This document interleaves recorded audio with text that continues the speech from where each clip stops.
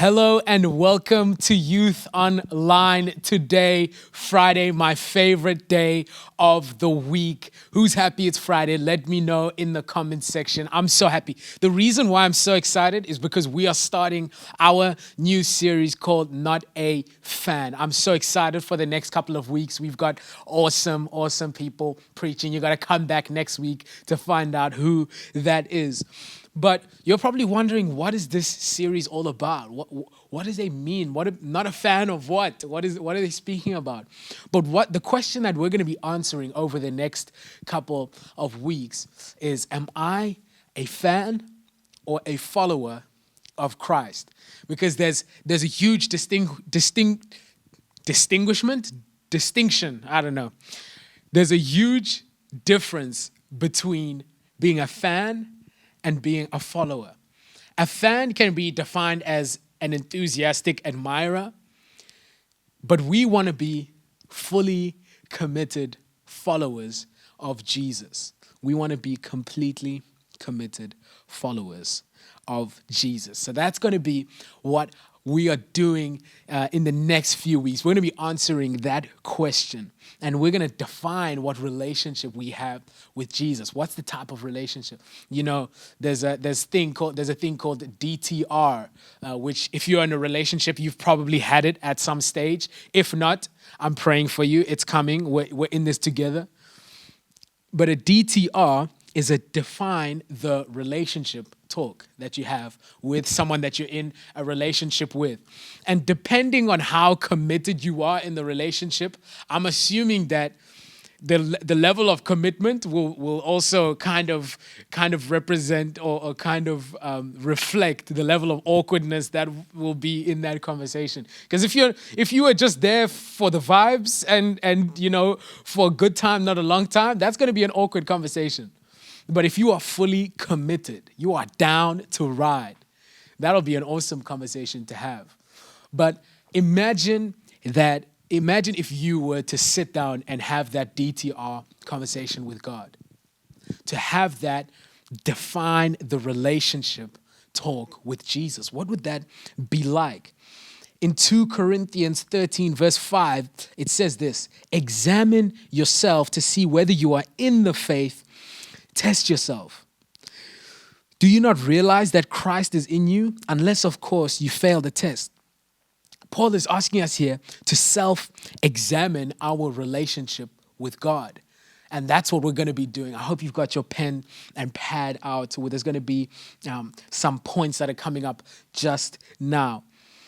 But being a Christian is so much more than the intellectual, belief that Jesus is God and accepting who He is. It's about making a decision to wholeheartedly follow Him.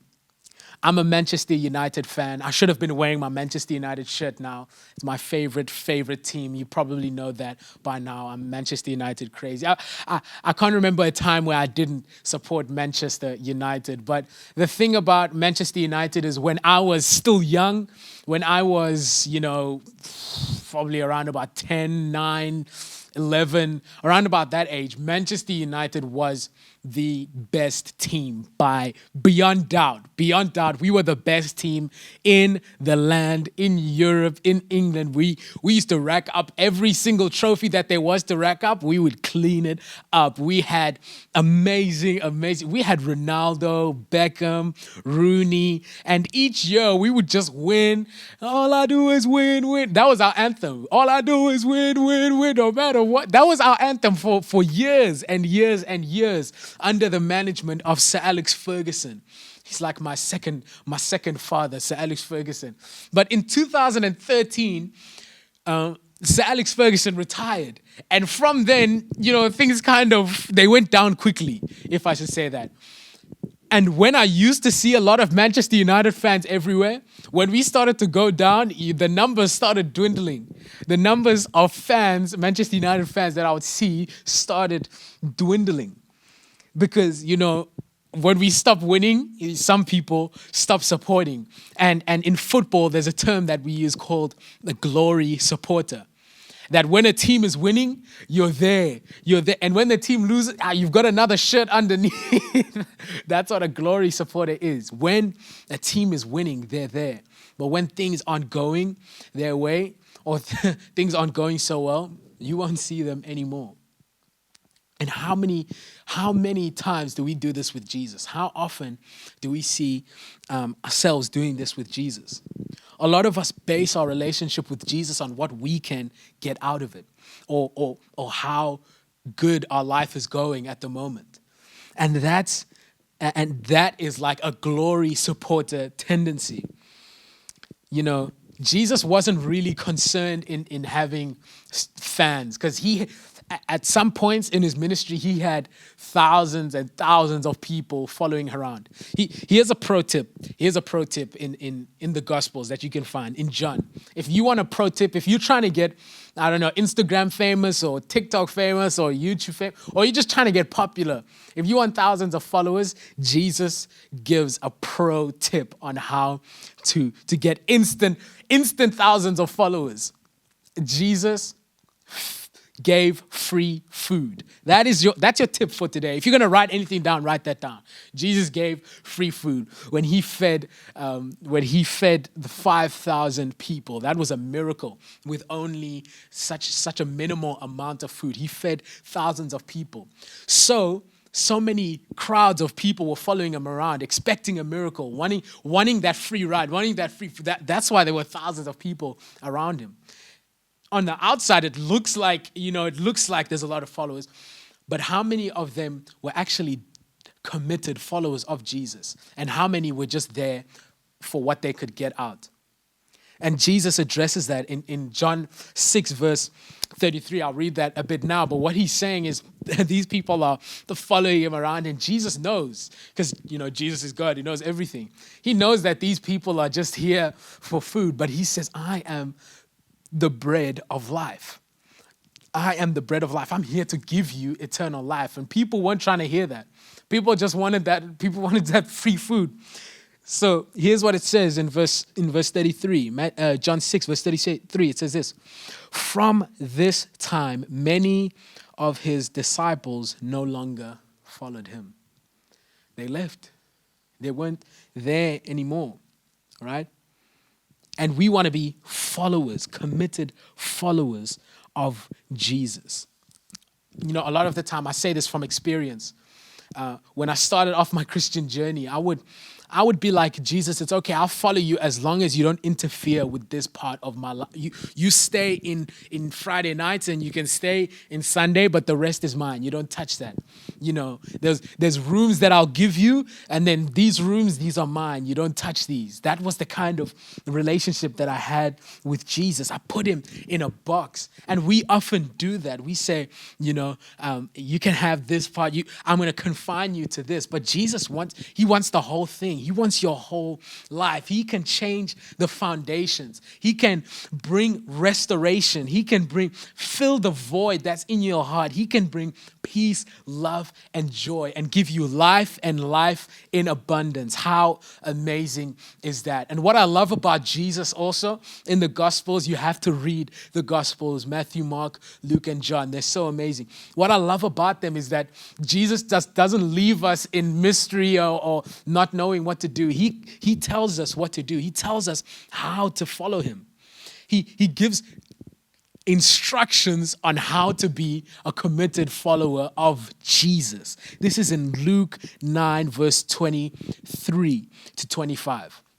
It says this: then he said to them all, whoever wants to be my disciple, my follower, must deny themselves and take up their cross daily and follow me. For whoever wants to save their life will lose it, but whoever loses their life for me will save it. What good is it for someone to gain the whole world, yet lose or forfeit their very self? I love that about Jesus. He gives us steps on how to become a disciple, how to become a follower of Jesus. And the first one is to deny yourself. That's what he says there. He says, whoever wants to be my disciple must deny themselves. What does that mean? In my context, what does that mean? What is he trying to say here? And a lot of us, we want to control our own lives. We want our own way of doing things. This is when I was leaving high school, I was so stressed out because I would see everyone had their plans in order. I'm gonna do this and then this and then this and then this. But you know what Jesus wants us to submit our ways to his ways, to take ourselves off that pedestal and our plans off that pedestal and put him in his rightful place as king of our lives, because he wants to give us life. He wants to guide us. He wants to lead us into an amazing life. And are we willing to deny ourselves so that Jesus can do his work through us, that he can work through us? I love this story about when Jesus calls Simon, who was a fisherman, in Luke 5, verse 1 to 10. So what was happening is that they'd been fishing for so long and they hadn't caught anything. And Jesus tells them to go back and cast your nets out again. And obviously they were probably like, we've been doing this for so long. But when they go again, the catch that they bring in is probably the biggest that they've ever had. It says like their nets were like bursting open of how many fish they caught. They needed people to help them bring this fish in. They had Simon hit the jackpot. That's probably more fish than he'd caught in his entire life. He hit the jackpot there. His life was set up. He was balling. He was the definition of, he was balling at that time. But look what it says. Look what it says that Simon did. Look, verse 11. So they pulled their boats up on shore, left everything, and followed him. Even when your life is going amazingly well, even when you are I don't know what your measure of success is, you're passing in school or you have an amazing life. Every good and perfect gift comes from God. And are you willing to follow him, to lay down your own desires, your own wants, your own plans to follow Jesus? I love Simon's example there. And it tells us to carry,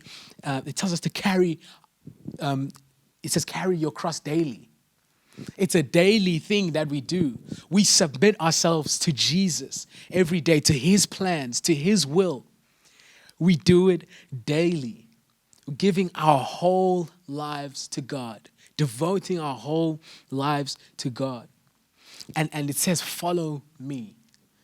Those were the 3 steps that he gave. He said, deny yourself, carry your cross daily, and follow me. I find it so interesting that in the Gospels, 5 times that Jesus mentions, believe in me. He says, believe in me 5 times. But 20 times he says, follow me. Because there's a distinction between believing in Jesus and following Jesus. There's a difference between that.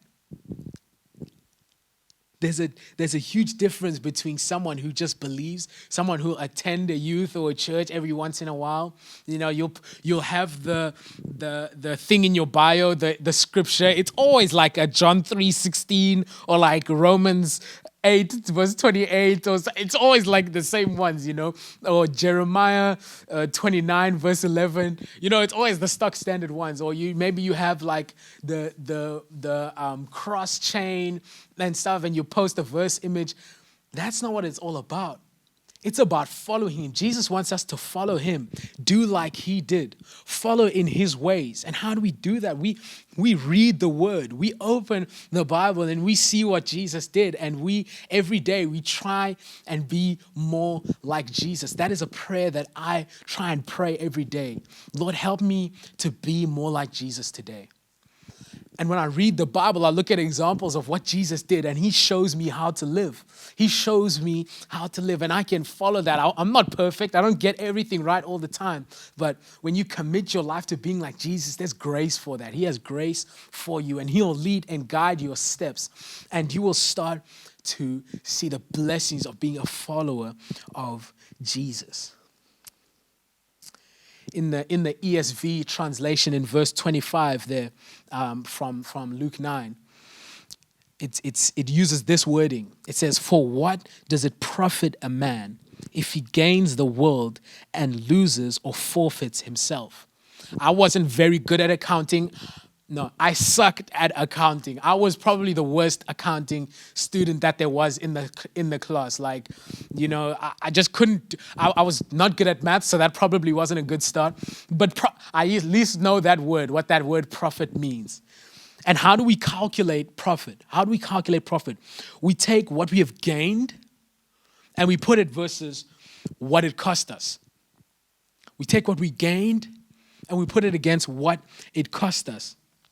And it says, for what does it profit a man if he gains the world yet loses or forfeits himself? If you don't know the value of your soul or an eternity with Jesus, then you'll trade it for something that cannot even compare in comparison. It can't even be compared in value.